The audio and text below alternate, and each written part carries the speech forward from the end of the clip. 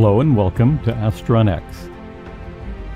Today's topic is interplanetary fusion rockets. When you subscribe, be sure to click on the bell so that you're notified every time we upload a new video. If you want to support us on Patreon, $1 adds up quickly. Thank you.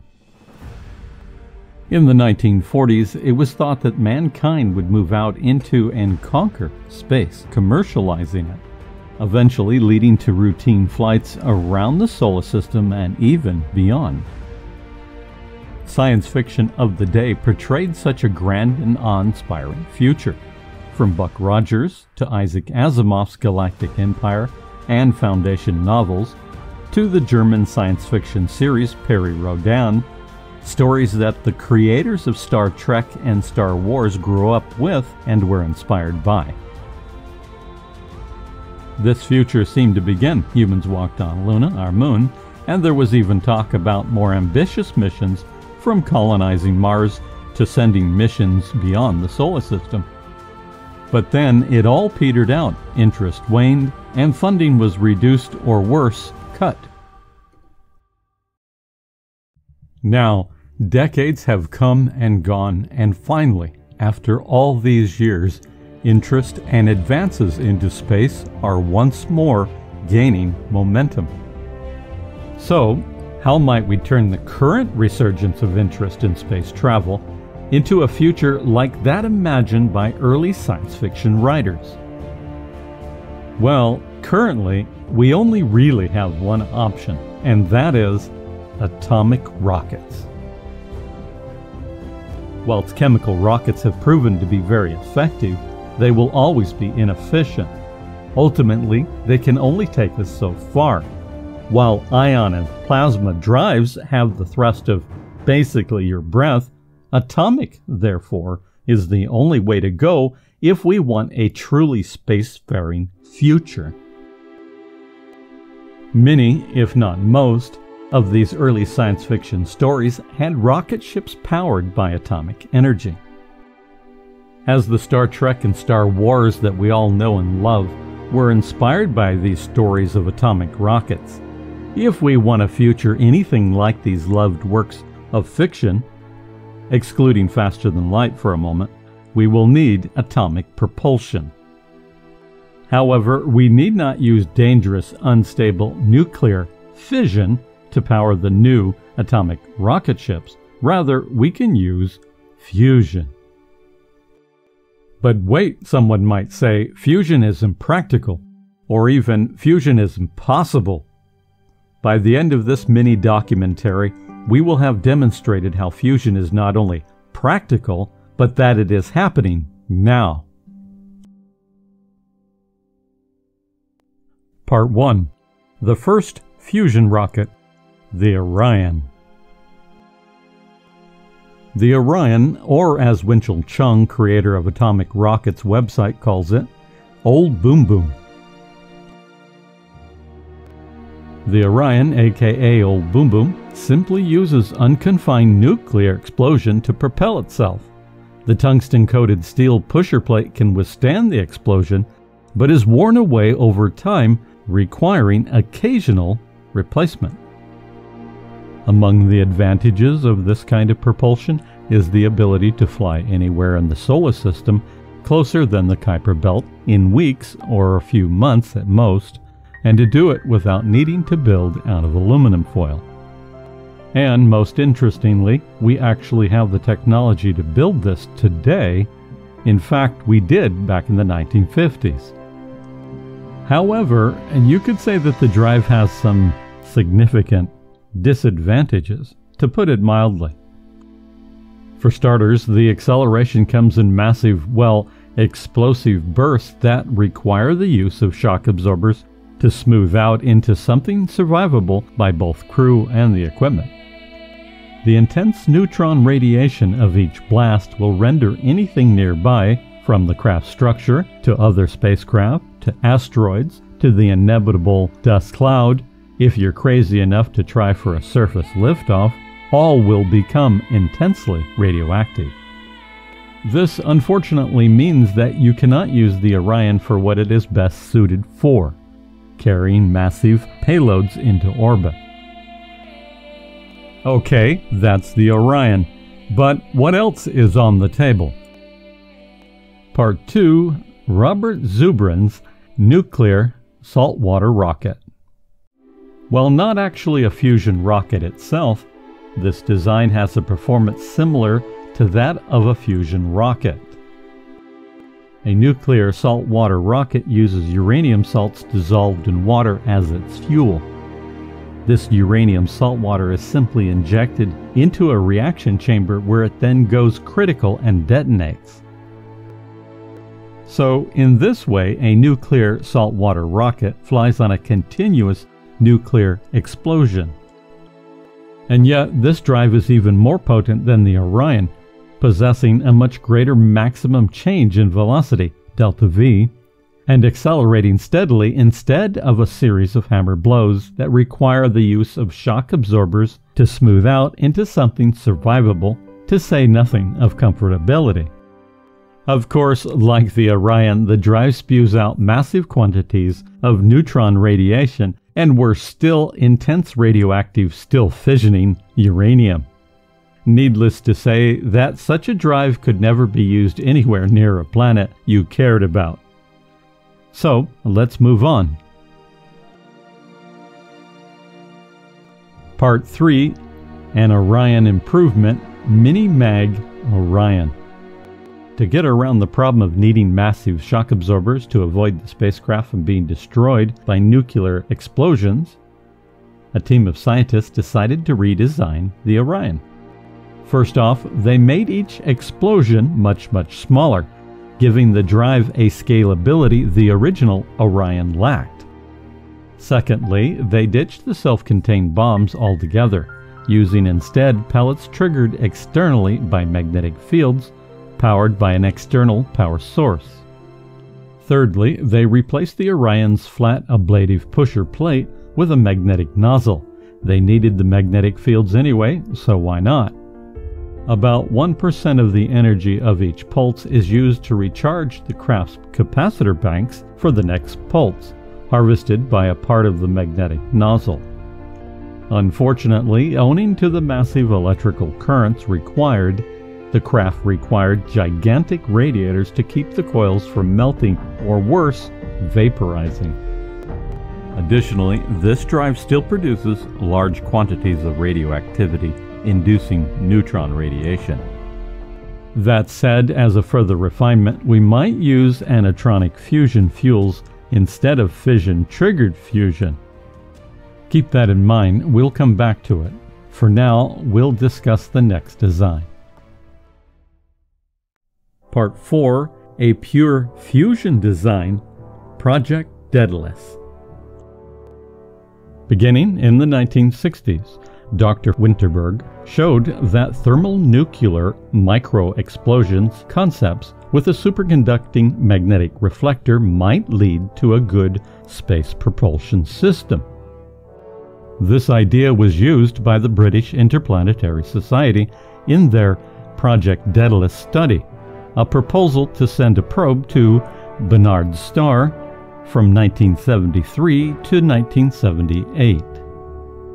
Unlike the Orion, the Daedalus does not use fission or fission-triggered fusion, but rather it uses pure fusion. Specifically, the Starship would use deuterium-helium-3 fusion, ignited by powerful electron beams and directed by a magnetic nozzle. Among the advantages over the Orion is that the Daedalus does not require any radioactive fission fuel, nor a functional nuclear device, and nor does the Daedalus produce as much neutron radiation as the Orion. However, to fuel it would require collecting extremely rare helium-3, which despite popular opinion is not so much common on the Moon, merely easy to access. While the size and design is acceptable to a degree for a starship, if we want something that can fly around the solar system and be used potentially from planetary surfaces, we need something more robust and compact. Perhaps the Daedalus could be scaled down somewhat to be used as a single stage to anywhere rapid interplanetary spaceship. Continuing onward to the next design. Part 5, Penn states ICAN-2, Antimatter-Catalysed Microfission/Fusion. Rather than using unconfined atomic explosions or fission-fusion triggered by super-strong magnetic fields, or even electron beams, the ICAN-2 uses antimatter to catalyze a microfission reaction, which in turn triggers a fusion reaction. The late Dr. Robert L. Forward, former senior scientist at Hughes Research Laboratories and science fiction writer, pointed out that the current sources of antimatter, particle colliders, were designed by scientists to do science experiments, generating antimatter only as a byproduct. He goes on to state that if redesigned by engineers, specifically as antimatter factories, dedicated colliders could produce antimatter efficiently enough that it could become commercially viable to use it for a wide variety of things, even for launching into space.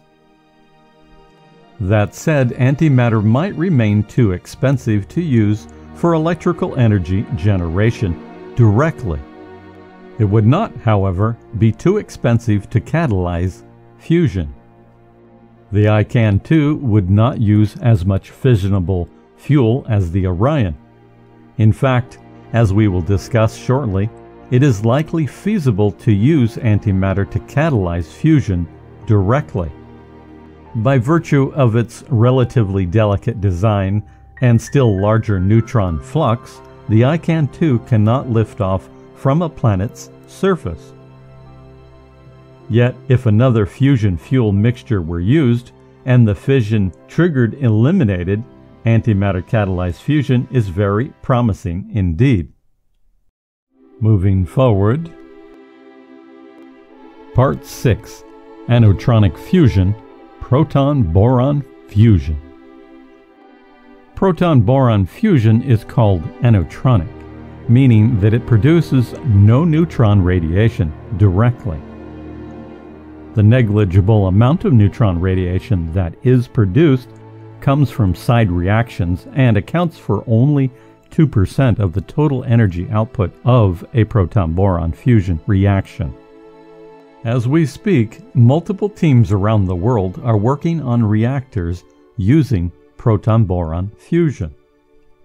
Recently, a new cascade/avalanche chain reaction technique was developed and tested and shows the promise of a fusion reactor that is actually easier to build than fusion reactors using other reactions and designs. The scientists involved say that it's just a matter of scaling up their existing design to something that can produce a net output. Keep in mind that, so far, other than small-scale proof-of-concept tests, no reactors using proton-boron fusion have been built and tested. For the most part, these reactors are theoretical. The proof-of-concept models were only to test boron plasma and proton interactions, and did not generate sustained fusion. Even if this new technique does not function as expected, there are other methods to trigger the fusion reaction. One is the Z-pinch effect used by the mini-mag Orion. Perhaps this could be used in conjunction with the cascade effect. Then there's the muon-catalyzed fusion, where a heavy counterpart to the electron, the muon, replaces an electron in a hydrogen or deuterium atom, drawing the nuclei closer to one another, easing the process of fusion. Generating the requisite muons in sufficient quantities may become possible, in fact, easy if we can harness the next form of fusion. Part 7. Fusion around the corner, Ultradense Deuterium. While proton-boron fusion might be called anotronic, it still produces a small quantity of neutrons. However, There is a form of fusion that does not produce any neutrons, ultradense deuterium. This is a newly discovered form of metallic deuterium called Rydberg matter. That is, ultradense deuterium is a deuterium-based Rydberg matter. Normally, metallic hydrogen is only formed under extreme pressures, but in the case of Rydberg matter, something different occurs. The electron shells of the deuterium atoms are excited until they are enlarged to, on the atomic scale, gigantic disks rather than small spheres. In a way, Rydberg state atoms are akin to giant spiral galaxies, while the atoms in normal state are akin to spheroidal dwarf galaxies. In this state, the deuterium can then undergo a phase transition whereby the deuterium disk can pack closer together, parallel with the axis of the disk, than normally occurs, forming a new ultradense state of matter. In fact, the density of ultradense deuterium is 10 to the 28th power to 10 to the 29th power grams per cubic centimeter, about 1,000,000 times the density of frozen deuterium. Most interestingly, the density is 150 times the density of a typical fusion fuel pellet under peak laser compression. This means that the massive quantities of energy are not required to compress the fusion fuel. It is already 150 times the needed compression. Since the pellet does not need to be compressed, all sorts of hydrodynamic instabilities can be avoided.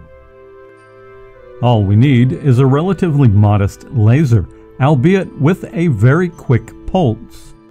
Yet, such a laser is well within the capability of the lasers already used in fusion experiments. Since the ignition energy is so low, there is a chance that the ultradense deuterium fuel will spontaneously undergo fusion. So fuel would need to be stored as normal deuterium and converted into ultradense form only immediately before being used. Very interestingly, rather than neutrons, fusion of ultradense deuterium produces negative muons instead. This means electrical energy can be harvested directly without the need for thermal to electrical conversion. Furthermore, the muons produced can be used to catalyze other forms of fusion, some more energetic than ultradense deuterium, such as proton-boron fusion. Most of the research on ultradense deuterium has been carried out by a single scientific group at the University of Gothenburg, Sweden, led by Dr. L. Holmlid. Rydberg matter is proven, well-known, and researched. It may, in light of the nature of Rydberg matter, be unsurprising that such a phase transition into ultra-dense form of Rydberg matter is possible. Indeed, as Dr. Winterberg, the very same who conceived of the propulsion concept that became the Daedalus, concludes, on a purely theoretical grounds, an ultra-dense state of deuterium cannot be easily dismissed. Dr. Winterberg also notes that Dr. Holmlid has an established record of publications about Rydberg matter in the referred scientific literature. Holmlid is by no means an amateur or even a bungler. Recently, a two-man team in southern Utah, Mike Taggett and Ben Thrift, have begun conducting experiments to independently confirm Dr. Holmlid's findings.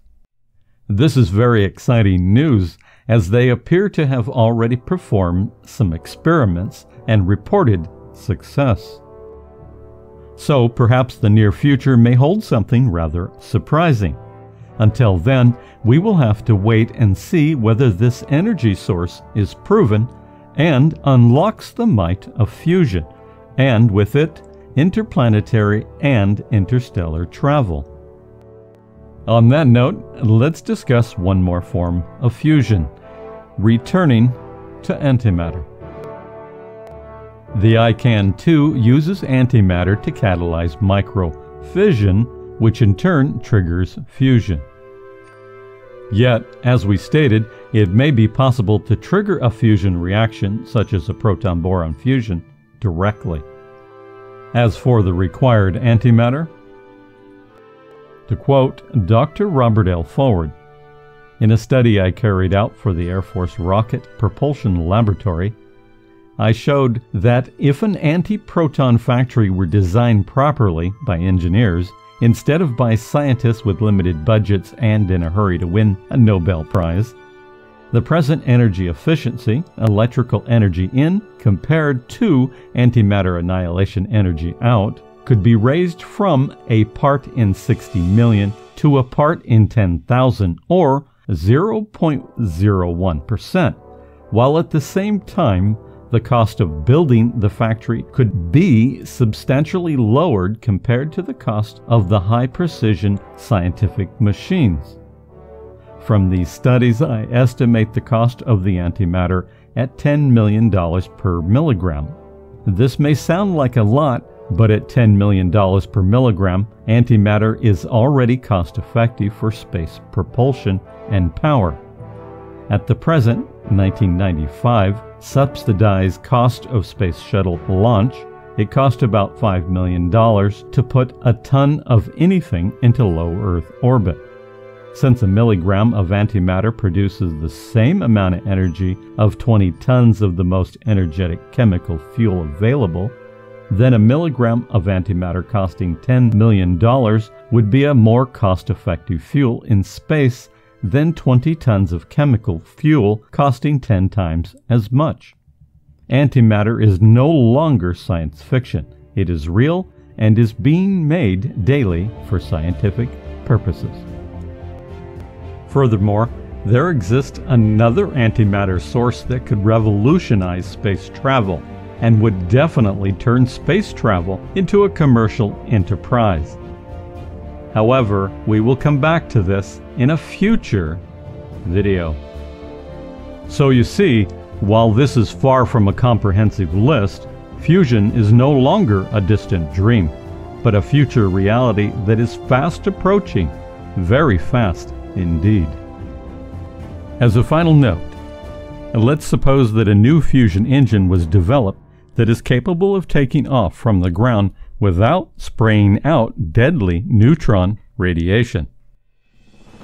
If SpaceX's BFR were redesigned to utilize such engines, perhaps a manned Mars mission could be achieved sooner. As always, thanks for watching.